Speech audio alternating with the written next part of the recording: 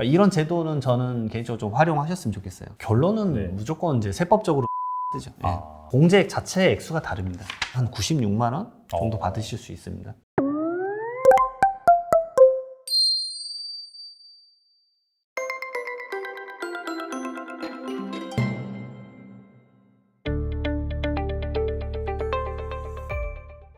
이제 본격적으로 연말정산 관련해서 여쭤보고 싶은데, 직장인이 매년 하지만 아직도 연말정산에 대한 좀 개념적인 이해가 좀 어려우신 분들, 부족한 분들이 계세요. 그래서 연말정산이 무엇인지 좀 간단하게 말씀해 주면 좋을 것 같아요. 연말정산은 이제 아시잖아요. 근로소득 하시는 분들 매달 원천징수 받고 있죠. 그래서 내 월급이 왜 줄어들었냐 이러면서 이제 한탄하시지만, 결국 연말정산 때 1년간 벌었던 금액과 썼던 금액을 이제 정산을 해서 더 세금을 많이 걷어갔으면 돌려주고, 그다음에 덜 걷어갔으면 추가적으로 걷어가는 이제 그 과정을 연말정산이라고 하죠. 네네. 그래서 결국은 12월 31일까지 근로한 근로자에 대한 그 연말정산의 정산을 누가 한다? 사업주가 합니다. 그래서 저는 항상 말씀드리는 게 뭐냐면, 연말정산은 사실 온 국민이 당연히 알아야 된다고 생각을 합니다. 제가 지금 이제 새로운 책을 쓰고 있는데도 거의 사회초년생을 위한 걸 쓰고 있는데, 연말정산에 대한 간단한 프로세싱은 이 젊은 친구들도 알아야 된다고 생각을 합니다. 뭐 임대차 계약서 쓰는 거랑 근로계약서 쓰는 거랑 이런 기본 지식 같이. 그래서 이런 지식들을 당연히 모든 사람들이 알아야 되고, 특히나 이걸 보시는 분들이 혹시나 사업주다 라고 하도 보셔야 돼요. 왜냐하면 연말정산을 해주는 사람은 사업주입니다. 의무는 사업주에게 있는데, 사업주분들은 연말정산에 대해서 별로 이해를 하고 싶지 않아 하시는 걸 보면서 조금 이제 위험할 수도 있다. 왜냐하면 연말정산 처리 잘못해주면 괜히 근로자랑 사이 안 좋아지시잖아요. 그렇죠. 그 금액이 엄청나게 크진 않겠지만, 그러니까 그런 다툼들을 미연에 방지하기 위해서라도 사업주분들도 연말정산에 대한 지식은 좀 쌓으셨으면 좋겠다라고 생각을 좀 합니다. 네. 그래서 연말정산 계산하는 거를 잠깐 아주 짤막하게만 말씀을 드리면, 매달 이렇게 돈을 버는 용어를 이제 세법에서는 총급여.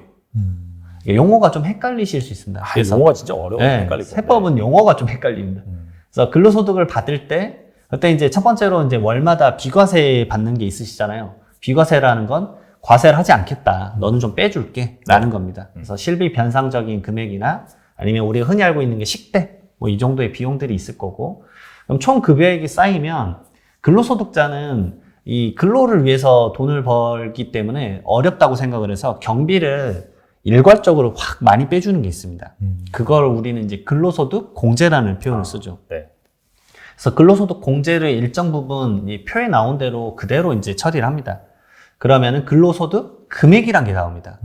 그래서 이자 소득 금액, 사업 소득 금액 이렇게 종합소득세에서 어떤 소득에 대해서 그 다음에 금액이 붙으면 경비를 차감한 금액이라고 생각하시면 됩니다. 그 전의 금액은 사업 소득이거든요. 사업소득에서 필요경비를 빼면 사업소득 금액, 총급여에서 근로소득 공제를 빼면 근로소득 금액이 되거든요. 그래서 근로소득 금액이 되고 나서 그 다음에 가장 많이 틀리시는 부분 중에 하나죠. 인적공제를 넣으셔야 되죠. 인적공제. 예를 들어서 부양가족에 대해서, 그래서 직계존속이면 60세 이상이어야 되고, 직계비속이면 20세 이하여야 되고, 20세 초과되고 그 다음에 60세 미만이면 이 중간에 끼신 분들은 사실은 이 공제를 이제 못 받으실 수 있죠. 그다음에 형제자매도 마찬가지고요. 그다음 위탁아동, 뭐 수급자 이렇게 이제 조건들이 있습니다. 그리고 이제 인적공제에서 추가로 또 공제를 해주는 게 있죠. 부모님의 나이가 예를 들어서 경로 우대를 해준다고 해서 70세 이상이거나, 아니면은 장애가 있거나, 아니면 부녀자, 아니면 한부모 이런 요건들이 있으면 공제를 좀 추가적으로 해주는 게 또 있습니다. 왜냐하면 인적공제가 대부분의 근로자가 이 100% 거의 들어가기 때문에 이거를 통해서 많이 세금이 줄어들죠. 그 다음에 이제 빠지는 것이 우리가 흔히 알고 있는 공적연금, 그 다음에 건강보험료, 그 냈던 금액을 좀 차감을 해주고, 그 다음에 소득공제가 나옵니다. 그래서 소득공제에서는 일반적으로 이제 유명한 게 주택자금, 내가 주택 마련하려고 저축을 받았다거나 이런 것들, 청약저축이나 이런 부분들, 네. 그게 소득공제로 빠지고, 그 다음에 가장 유명한 게 뒤에서 좀 자세하게 설명을 드릴 건데, 신용카드 소득공제가 있죠. 신용카드 소득공제를 통해서 또 일정 부분 공제를 받으시고, 그리고 나서 여기에 세금을 곱하게 돼 있습니다. 세율을. 그러니까 세율을 곱하기 전에 금액은 소득공제, 세율을 곱하고 나서 그 다음에 또 빼주는 거는 세액공제. 그래서 그 정도의 표현을 기억을 하시면 좋을 것 같고요. 그래서 세액공제 쪽에서는 좀 유명한 게 이제 근로소득 세액공제라고 해서 근로소득만 있으면 또 빼주는 게 많이 있습니다. 그래서 근로소득자는 사실은 세금을 내는 포지셔닝이 아주 낮은 편이세요, 사실은. 그리고 자녀 세액공제라고 해서 이제 7세 이상의 자녀를 가지고 있으면은 인당 뭐 15만 원씩 빼주는 게 있고, 그다음에 연금 계좌 뒤에도 자세하게 설명하겠지만 연금 계좌를 이제 사적으로 좀 많이 운용을 해라. 왜냐면 공적연금에 대한 불안감이 있으니까. 그래서 연금 계좌를 넣으면 또 일정 부분 세액공제를 또 빼주는 게 있고, 그 다음에 좀 유명한 게 이제 보의교기라고 저희는 표현을 하는데 보험료, 의료비, 네. 교육비, 기부금 네 가지에 대해서 일정 요건을 부합을 하면은 그 부분에 대해서 세액공제를 추가적으로 해줍니다. 그리고 나온 세액이 예를 들어서 100만 원이다. 근데 내가 매 월마다 10만 원씩 내서 120만 원을 이미 냈었다. 라고 하면은 20만 원을 환급해 주는 거죠. 이 과정이 이제 연말정산에 대한 프로세싱인데, 사실 이게 처음에 사회초년생들은 어려우실 수도 있겠지만 진짜 직장을 많이 다니신 분들은 이거에 대한 프로세싱을 거의 익숙하게 알고 계시죠. 왜냐하면 본인의 말 그대로 13월에 뭐 월급을 챙기겠다. 맞아요. 그런 거니까.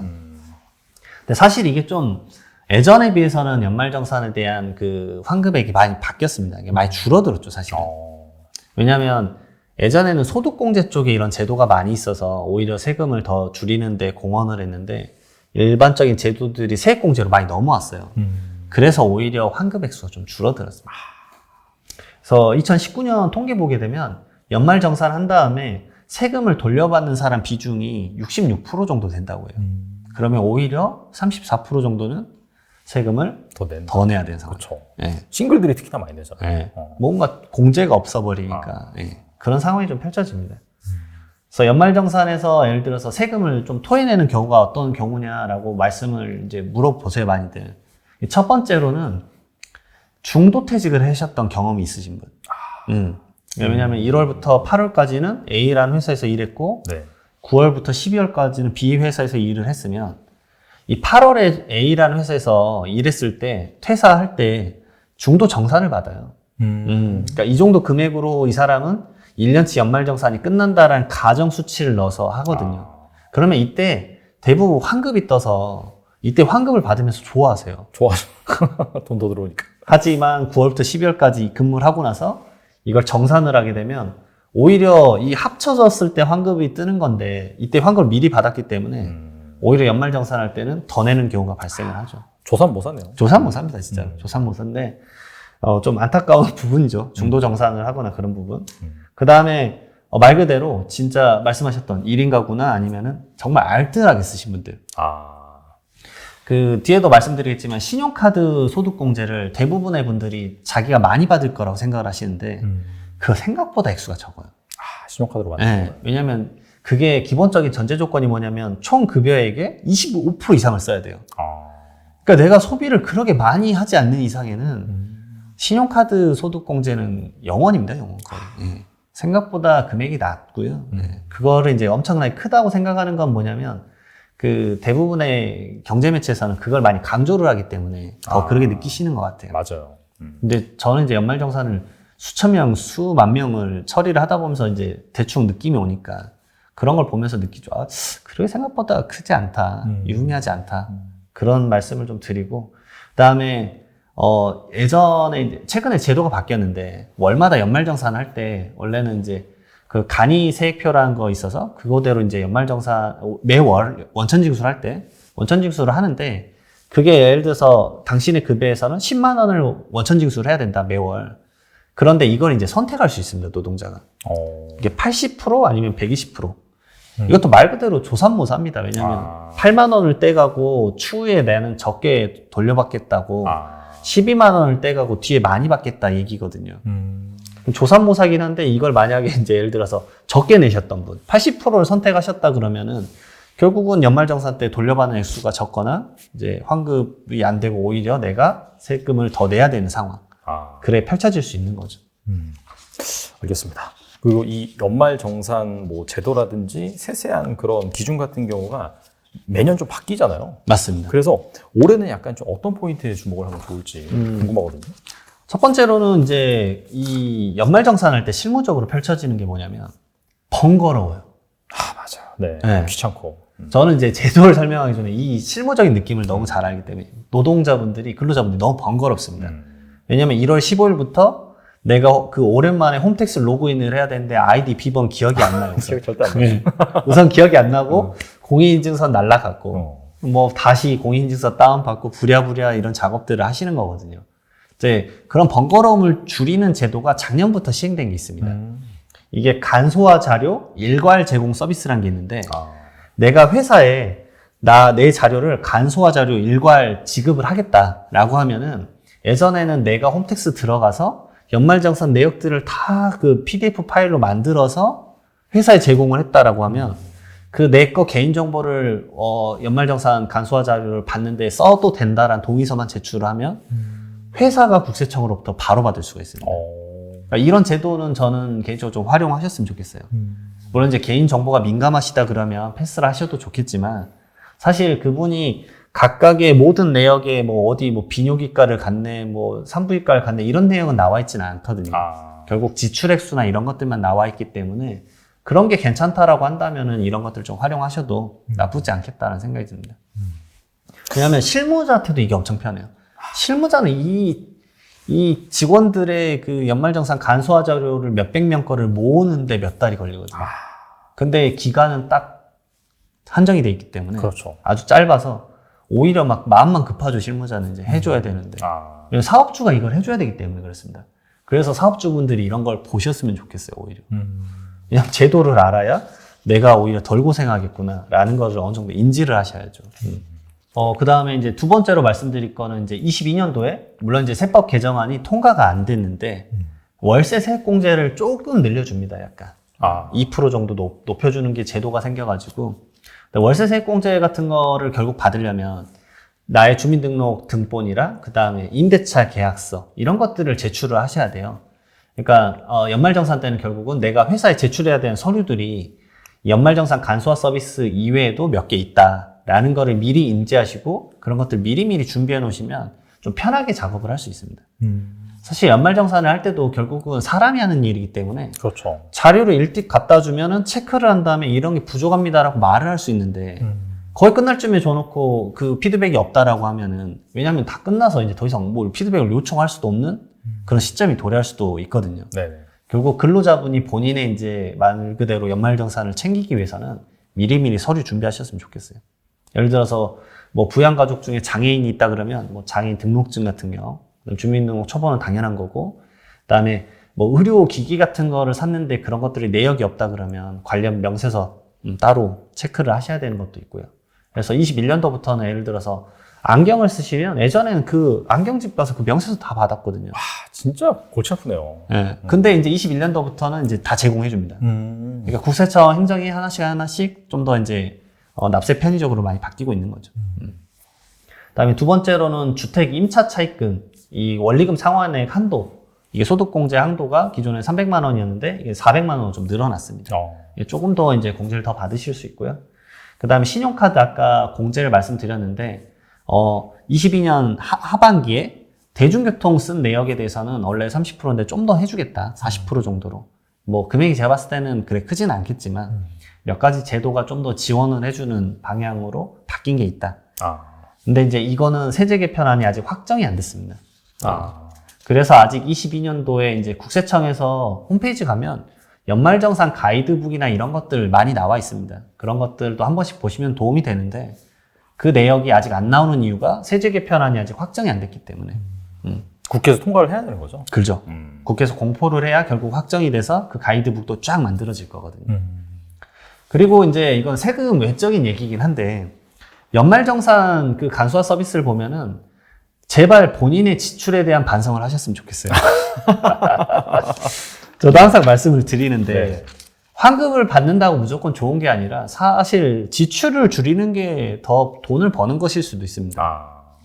그러니까 아까 말씀드렸던 신용카드 소득공제가 가장 대표적인데 그건 결국 총 급여의 25% 이상을 지출할 때만 공제를 일부를 받을 수 있는 건데 그러면 24%를 쓰든 0%를 쓰든 공제는 영원인 건 똑같거든요.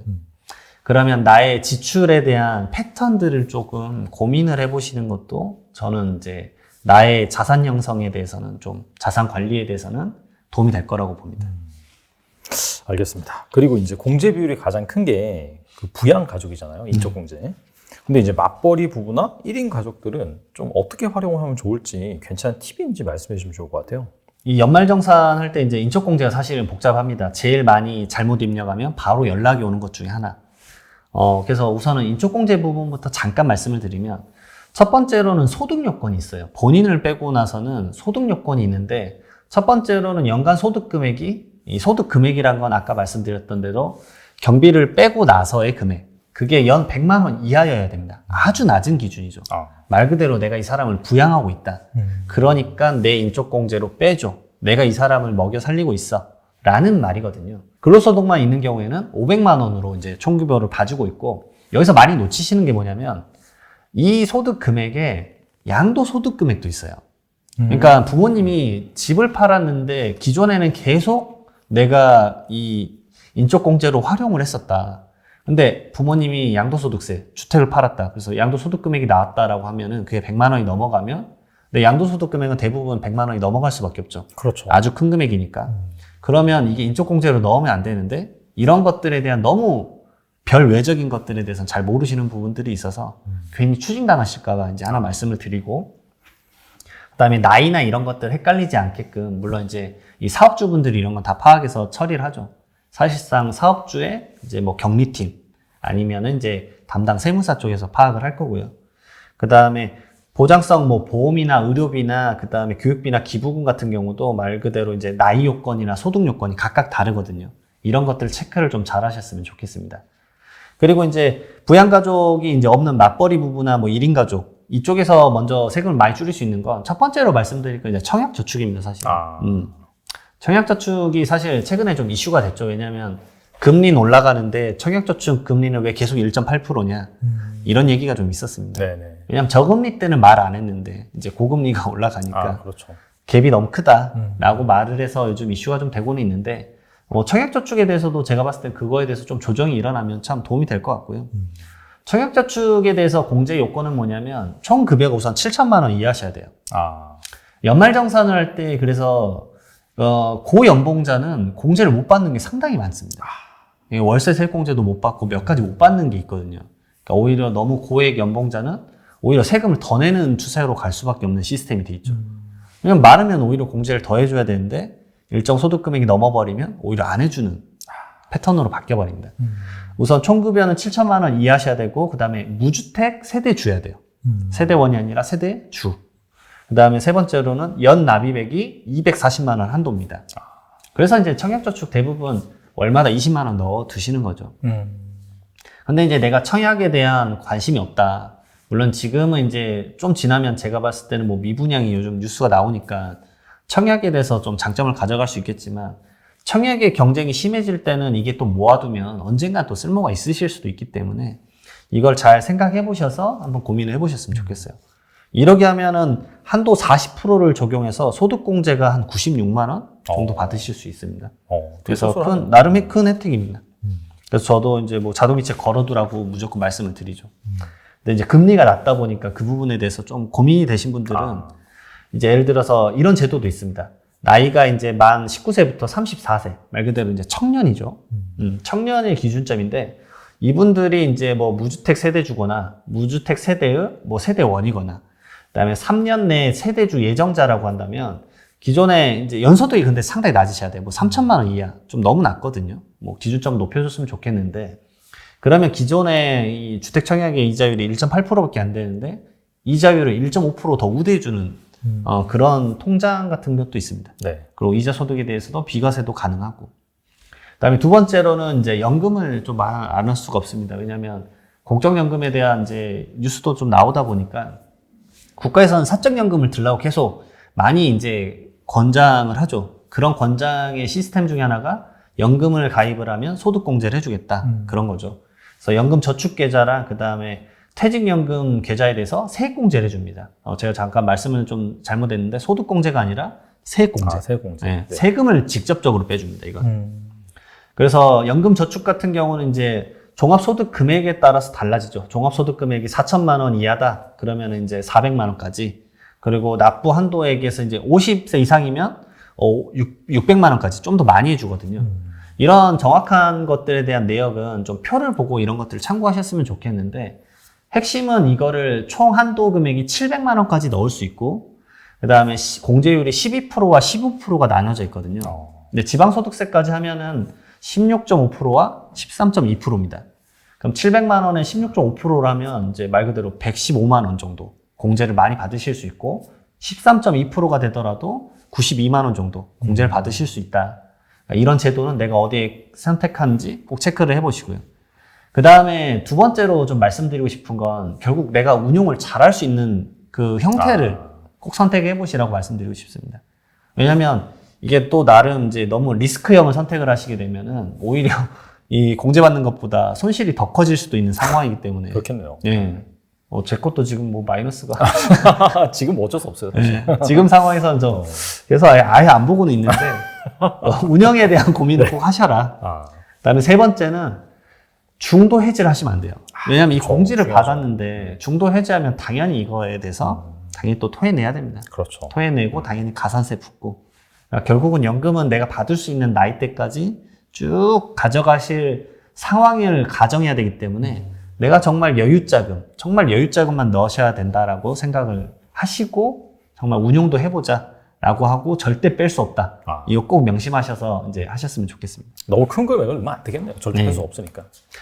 그리고 약간 맞벌이 부부 쪽 얘기를 드리면, 사실 맞벌이 부부에서 무슨 장단점이 있겠냐라고 할 수 있겠는데, 국세청의 안내 자료에는 맞벌이 부부에 대한 내용을 거의 초반에 넣어줘요.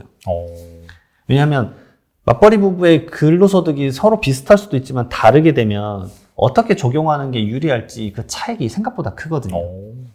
첫 번째로는 인적공제입니다. 왜냐하면 자녀의 인적공제를 누구 거에 넣을까? 대부분은 이제 결론 내리는 건 간단합니다. 소득이 높은 분한테 넣으시면 돼요.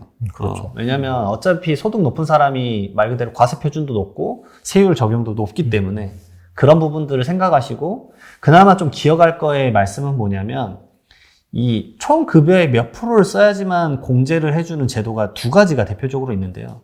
의료비랑 신용카드 소득공제예요. 그러니까 의료비는 내가 총 급여액의 3%, 그 다음에 신용카드 소득공제는 내 총 급여액의 25%거든요. 그러면 오히려 이 두 가지 공제를 적용받는 거는 총 급여액이 낮은 분이 나아요. 그렇겠네요. 네, 낮은 분이 그걸 적용받는 게 오히려 확 환급을 받긴 유리하죠. 근데 하나 더 체크 포인트가 뭐냐면, 이분이 그런 공제를 넣지 않아도 이미 환급을 100% 받을 수 있다라고 하면 굳이 여기 안 넣어도 되죠. 오히려 이분 쪽으로 넣어도 되는 거죠. 그러니까 카드를 어떤 분 명의로 쓸 것이냐, 이런 고민들을 두 분 거를 이렇게 각자 비교를 하면서 한 번쯤은 수치화 시켜보는 걸 좀 조언을 드립니다. 그럼 생각보다 연말정산 액수에서도 50만 원, 100만 원 이상 좀 이득을 가져가실 수 있거든요. 알겠습니다. 그리고 앞서서 신용카드 말씀하셨는데 이것도 항상 좀 나온 얘기인 것 같아요. 신용카드를 쓰는 것이 좋냐, 체크카드를 쓰는 것이 좋냐. 여기에 대해서 어떤? 결론은 무조건 이제 세법적으로는 체크카드죠. 결론은 체크카드입니다. 왜냐하면 공제액 자체의 액수가 다릅니다. 왜냐하면 총급여액의 25% 이상을 쓴 그 부분에 대해서 이제 각자 신용카드를 썼냐, 아니면 현금용 수중이나 체크카드를 썼냐, 그 중에서도 이제 이게 도서, 아니면 문화적인 소비를 했느냐, 아니면 대중교통을 탔느냐, 이런 걸로 비율을 나누는데요. 이게 신용카드가 제일 낮습니다. 공제액이 15%. 그 다음에 현금용 수중이나 체크카드는 30%. 그 다음에 문화나 이런 비용도 30%. 근데 문화나 이런 미술이나 도서나 공연, 미술관, 박람관은 이거 신용카드를 써도 30%로 봐주는 거예요. 왜냐하면 이 문화 발전을 위해서 썼다라는 거죠. 그 다음에 네 번째, 전통시장이랑 대중교통인데 이것도 마찬가지입니다. 어떤 지출도 상관없이 전통시장 관련법에 따라서 그 내에 있는 전통시장에서 썼거나 대중교통을 썼다 그러면 40%를 이제 빼주는 거죠. 그래서 이런 혜택들을 좀 많이 해주고 있습니다. 결론은 이 체크카드가 훨씬 더 유리하긴 합니다. 근데 이제 총급여액에 따라서 그 액수가 이제 크게 차이가 안 날 수도 있습니다. 결국은 내 총급여액에서 얼마를 써야 되고 그 액수의 차이가 변동이 생기는 건데, 예를 들어서 총급여액이 3천만 원 정도다. 그러면 신용카드랑 예를 들어서 체크카드를 각각 1,500만 원을 썼다 가정을 해보겠습니다. 정말 큰 액수긴 하지만 그 급여에 비해서는. 그러면 그 차이가 한 18만 원 정도? 그러니까 엄청나게 크진 않으실 수도 있어요. 느끼기에는. 오히려 그 정도의 급여 액수시면은 저는 이제 말씀드린 게 지출을 줄이셔야 된다. 차라리 예. 지출을 그렇죠. 네. 줄여서 오히려 다음에 뭔가 재투자나 이런 것들로 넘어가셔야 되지 않을까 그런 말씀을 드리죠. 그리고 오히려 이제 급여액이 너무 높으신 분들은 25%를 못 넘어가는 경우가 허다하기 때문에 많죠. 예. 그런 분들은 오히려 저는 권해드리는 게 이제 결혼을 했다 그러면 배우자분이 본인보다 소득이 낮으면 배우자 명의 카드를 쓰셔라 차라리. 그래야 총급여액에 넘어가는 포지션이 높아서 소득공제를 크게 받으실 수 있다라고 말씀을 드립니다. 왜냐하면 내가 몇 천만 원을 썼는데도 그 총급여액 때문에 신용카드 공제가 0원인 경우도 많습니다, 진짜. 그러니까 말 그대로 저는 이제 실무적인 것에 얘기를 드려서 오히려 더 도움을 드리는 거죠. 알겠습니다. 오늘 나와주셔서 정말 좋은 말씀 많이 해주셨는데, 일단 현금 증여 관련해서도 좋은 말씀 많이 해주셨고, 근데 케이스 바이 케이스가 너무 많다 보니까 이 영상 계속해서 돌려보시는 것도 좋을 것 같고, 연말 정산도 마찬가지인 것 같아요. 이게 항상 들어도, 이게 복잡하구나. 고려야 될 게 많긴 많구나. 한 번에 쏙 이해하기 좀 힘들 것 같아요. 그래서 꼭 한번 여러 번 보시고, 그 다음에 세무사님께서도 또 유튜브 운영하고 계시니까 또 거기 가서도 정보 많이 얻으시면 좋을 것 같습니다. 지금까지 이장원 세무사님 나와주셔서 감사합니다. 예, 감사합니다. 2020년, 2021에 돈 못 번 사람들은 정말 부끄러워요. 그건 아무나 돈 벌 때예요. 모든 사람이 돈 버는. 근데 그게 저는 또 2030년 전후로 온다고 봐요. 그럼 그때까지 아무것도 안 하냐? 아니거든요. 그때 왔는데 여러분 준비를 안 하고 있으면 못 잡아요.